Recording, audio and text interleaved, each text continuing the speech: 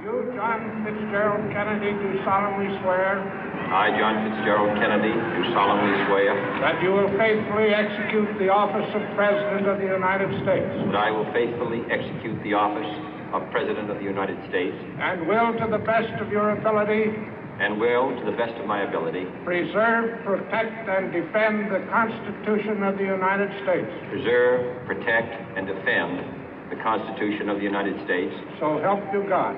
So help me God.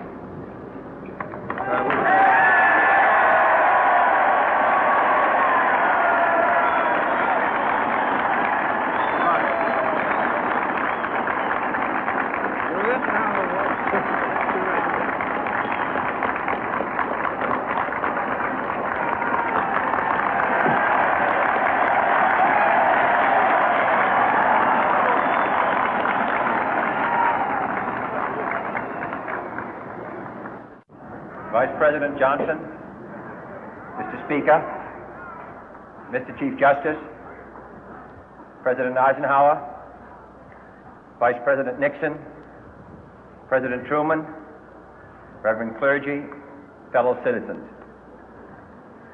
We observe today not a victory of party, but a celebration of freedom, symbolizing an end as well as a beginning, signifying renewal as well as change.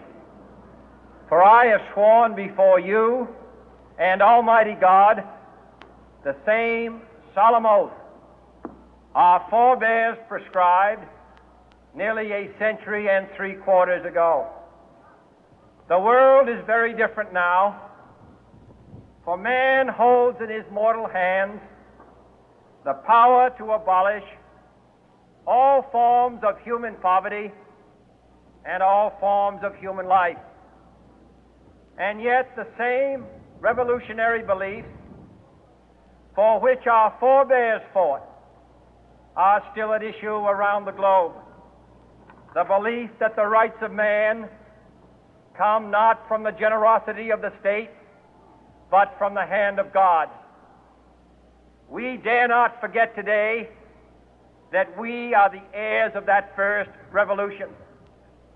Let the word go forth from this time and place to friend and foe alike that the torch has been passed to a new generation of Americans born in this century, tempered by war, disciplined by a hard and bitter peace, proud of our ancient heritage, and unwilling to witness or permit the slow undoing of those human rights to which this nation has always been committed and to which we are committed today at home and around the world.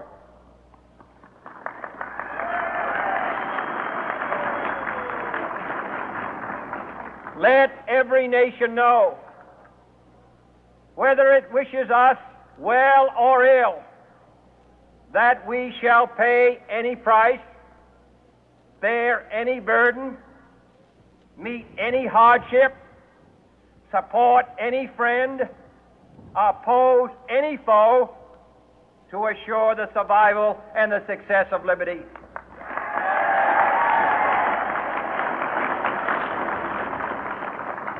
This much we pledge and more. To those old allies whose cultural and spiritual origins we share, we pledge the loyalty of faithful friends. United, there is little we cannot do in a host of cooperative ventures. Divided, there is little we can do, for we dare not meet a powerful challenge at odds and split asunder.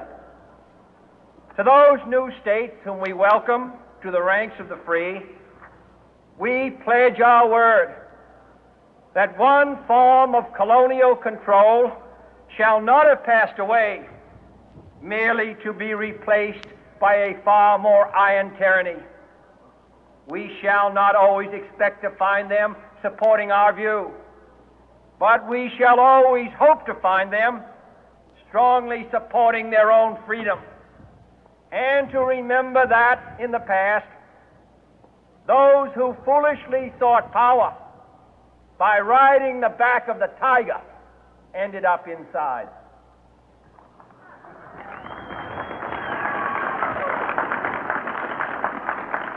To those people in the huts and villages of half the globe struggling to break the bonds of mass misery, we pledge our best efforts to help them help themselves for whatever period is required, not because the communists may be doing it, not because we seek their votes, but because it is right.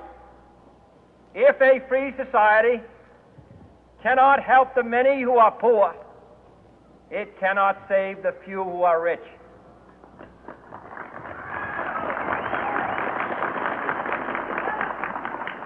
To our sister republics south of our border, we offer a special pledge to convert our good words into good deeds, in a new alliance for progress, to assist free men and free governments in casting off the chains of poverty. But this peaceful revolution of hope cannot become the prey of hostile powers. Let all our neighbors know that we shall join with them to oppose aggression or subversion anywhere in the Americas. And let every other power know that this hemisphere intends to remain the master of its own house.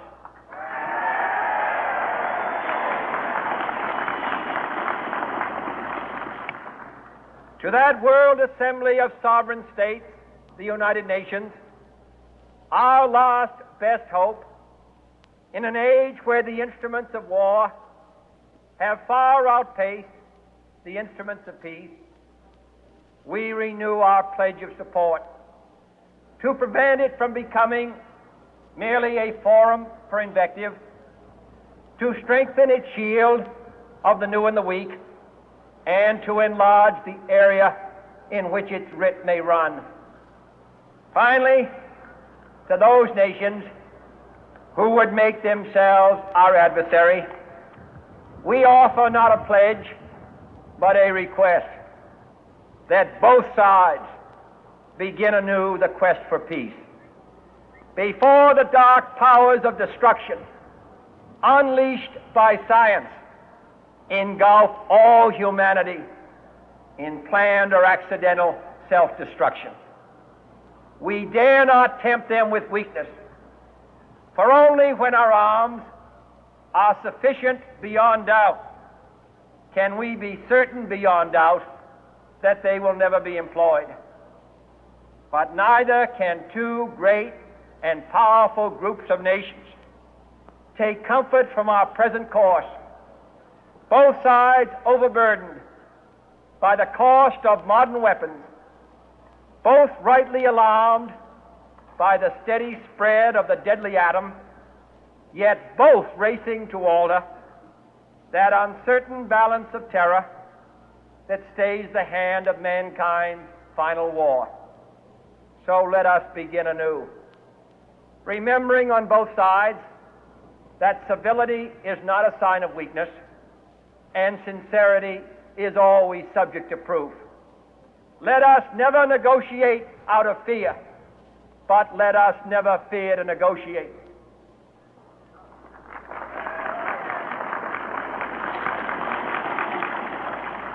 Let both sides explore what problems unite us, instead of belaboring those problems which divide us.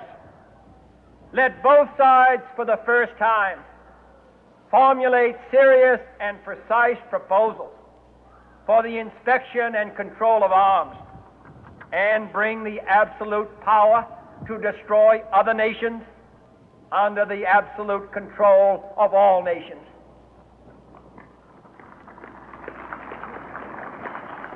Let both sides seek to invoke the wonders of science instead of its terrors. Together, let us explore the stars, conquer the deserts, eradicate disease, tap the ocean depth, and encourage the arts and commerce. Let both sides unite to heed in all corners of the earth the command of Isaiah to undo the heavy burden and let the oppressed go free. And if a beachhead of cooperation may push back the jungle of suspicion, let both sides join in creating a new endeavor, not a new balance of power, but a new world of law, where the strong are just and the weak secure and the peace preserved. All this will not be finished in the first 100 days, nor will it be finished in the first 1,000 days, nor in the life of this administration, nor even perhaps in our lifetime on this planet. But let us begin.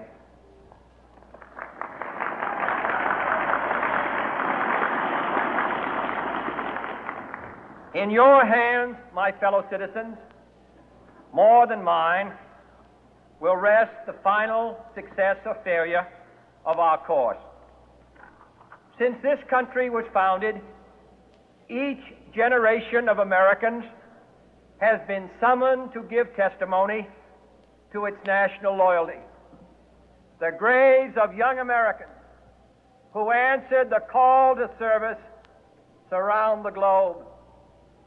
Now the trumpet summons us again, not as a call to bear arms, though arms we need, not as a call to battle, though in battle we are, but a call to bear the burden of a long twilight struggle, year in and year out, rejoicing in hope, patient in tribulation, a struggle against the common enemies of man, tyranny, poverty, disease, and war itself. Can we forge against these enemies a grand and global alliance, north and south, east and west, that can assure a more fruitful life for all mankind? Will you join in that historic effort?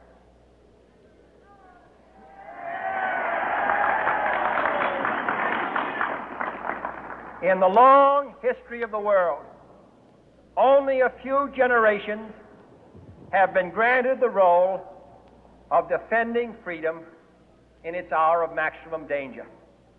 I do not shrink from this responsibility. I welcome it.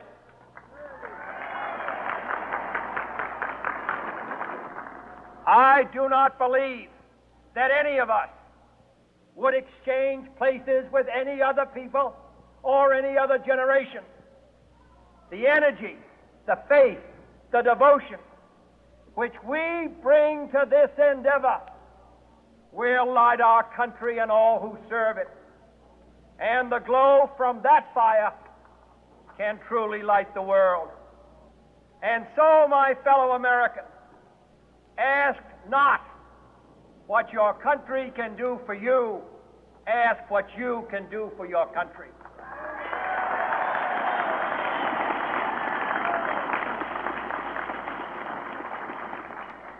My fellow citizens of the world, ask